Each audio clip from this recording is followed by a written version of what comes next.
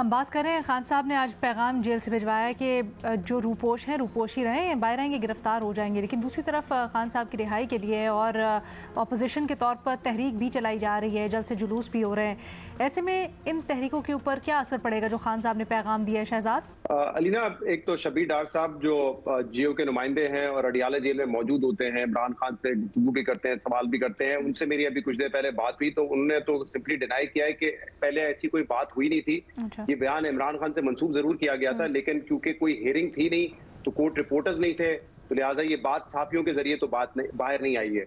किसी और जराये से आई हो तो अलग बात है, वैसे तो किसी रहनुमा ने भी आके नहीं की। तो वो कह रहे हैं साथियों से तो ऐसी कोई गुफ्तगू ही नहीं हुई, और इसीलिए जब आज उनसे ये सवाल हुआ तो उन्होंने कहा नहीं, मैंने तो कोई ऐसे अहकाम नहीं दिया। इनफैक्ट उन्होंने ये कहा है कि जो रूपोश हैं वो रूपोश ही रहें। अब जो इसमें जलसे की आप बात कर रही है या तहरीक की बात कर रही है, वो कितनी कामयाब होगी, मेरे ख्याल से उसका दारोमदार इससे नहीं है। हाँ, हमाद अजहर साहब क्योंकि इस वक्त पंजाब के सदर हैं, उससे फर्क पड़ सकता है कि वो उसको लीड नहीं करेंगे। लेकिन कल उस पर हम मेरे ख्याल से काफी बात कर चुके हैं कि वो खुद अपना इस्तीफा दे चुके हैं कि मुझे साइड में कर दें, क्योंकि मुझसे वैसे ही नहीं पूछा जा रहा है। तो इस वक्त और इसके अलावा कौन से रहनुमा है जो कि रूपोश हैं? जो प्रोमिनेंट नाम है, जैसे एजाज ने भी कहा कि उसमें असलम इकबाल हैं, उसमें मुराद सईद हैं। बाकी तो या तहरीक इंसाफ छोड़ चुके हैं और सियासत नहीं कर रहे, कुछ लोग दूसरी पार्टीज में चले गए हैं और कुछ जो है वो अब तहरीक इंसाफ में है। लेकिन जो जलसा या तहरीक चलाने के लिए जो सबसे ज्यादा इंपॉर्टेंट हमारे यहाँ सियासत में देखा गया वो तो यही है कि जब लीडर निकलता है खुद तो फिर लोग पीछे निकलते हैं। जीटी रोड पे नवाज शरीफ साहब निकले तो लोग निकले, इमरान खान जलसे में आते हैं तो लोग निकलते हैं। तो ये मेरे ख्याल से ज्यादा बड़ा चैलेंज होगा कि इमरान खान की गैर मौजूदगी में लोग कितनी बड़ी तादाद में निकल सकते हैं। और खासतौर पे जब बार बार आप जलसा कैंसिल कर रहे हैं और कहते हैं कि नहीं अब नहीं होगा, फिर करेंगे, फिर 8 को करेंगे, फिर 5 को करेंगे, तो वो कितना इनको डेंट डालेगा। और दूसरा इंपॉर्टेंट फैक्टर ये होगा कि खैबर पख्तूनख्वा से क्योंकि स्टेट मशीनरी इस्तेमाल होगी, लोग आ जाएंगे। पंजाब से किस हद तक लोग निकलेंगे और क्या लोगों को निकलने दिया जाएगा? क्योंकि जो 25 मई का जो मामला था, 25 मई 2022 का मैं कह रहा हूं, और उस वक्त कोई 9 मई नहीं हुआ था।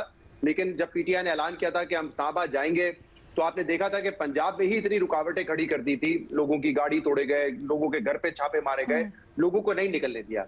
तो वो अगर बहुत ज्यादा सख्ती होगी तो लोगों के लिए निकलना मुश्किल होगा, रुकावटें होंगी तो लोगों के लिए निकलना मुश्किल होगा।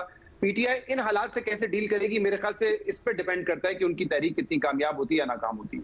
अच्छा, ये जो इंटरेस्टिंग बात हुई है मजहर अब्बास साहब, एजाज ने भी उस तरफ इशारा किया, शहजाद ने भी, ये खबर कल आई कहाँ से? क्या इसका इस तरह भी तज्जिया किया जा सकता है कि किसी को ये मतलूब है कि जो रूपोश हैं वो बाहर आए? या तो ये हो सकता है, या ये कि ये खबर इस तरह प्लांट की गई हो कि इस खबर को देख के वो लोग बाहर आ जाएं और फिर पकड़े जाएं। तो दोनों चीज़ें हो सकती हैं, इसलिए कि ज़ाहिर है कोई भी सोर्स ये नहीं बता रही या कि ये खबर आई कहाँ से, और फिर हम ऐसी खबर लगा क्यों देते हैं बग़ैर कंफर्मेशन के। ये भी हमारे लिए सोचने का है कि कहाँ से लीक हुई खबर, कहाँ से आई और हमने लगा दी बग़ैर किसी तस्दीक किए। दूसरी बात ये कि क्या इससे तहरीक का असर पड़ेगा? देखिए, ऑलरेडी पीटीआई में प्रॉब्लम्स हैं। आप देखें आरिफ अलवी साहब जो है केपी का इशू है वो रिज़ॉल्व करवा रहे हैं। दूसरी तरफ ये एक बड़ा चैलेंज होगा 8 सितंबर। ज़ाहिर है गवर्नमेंट तो रुकावट डालेगी, पंजाब गवर्नमेंट रुकावट डालेगी, केपी से तादाद में बड़ी तादाद में लोग आ सकते हैं, वो होगा। एक बड़ा चैलेंज है पीटीआई की मौजूदा लीडरशिप के लिए कि वो माइनस इमरान खान कितना बड़ा जलसा कर सकते हैं और कितना बड़ा जलसा करेंगे। अगर गवर्नमेंट रुकावट नहीं डाले पंजाब गवर्नमेंट, तो उसके लिए भी ये अच्छा होगा ताकि उनको असेस कर सकें कि कितनी बड़ी तादाद में लोग खुद निकलते हैं। ये भी एक होता है, लेकिन अनफॉर्चुनेटली हमारे यहाँ गवर्नमेंट्स ये करती नहीं कि आप असेस कर लेना कि लोग कितनी बड़ी तादाद जाएगा ना कि है दम या नहीं, सादा अल्फाज में। हाँ, वही प्रॉब्लम। तो बाकी तो इमरान खान साहब के लिए फ़िलहाल तो ये बात ठीक है कि अभी सच कोई बड़ा रिलीफ नहीं नज़र आ रहा कोई उनको। बट खान साहब का आज ये वाजे कर देना कि जो रूपोश हैं रूपोश ही रहें, बाहर मत निकले, ये गिरफ्तार हो जाएंगे, इसका क्या मतलब है?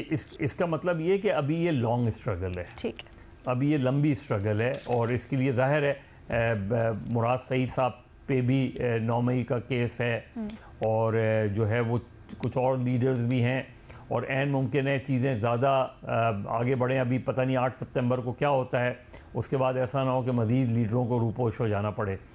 तो ये जो सारी सिचुएशन है, इसमें पीटीआई के लिए एक बड़ा चैलेंज है, क्योंकि अभी तो जलसा ही है, तहरीक तो बाद में है, उसके बाद उन्होंने लाहौर में करना है, वहाँ एक बड़ा चैलेंज होगा उसमें। तो मेरा ख्याल है पीटीआई एक डिफ़िकल्ट सिचुएशन पोजीशन से गुजर रही है, लेकिन ये कि उनका खड़ा रहना ये सबसे इम्पोर्टेंट है।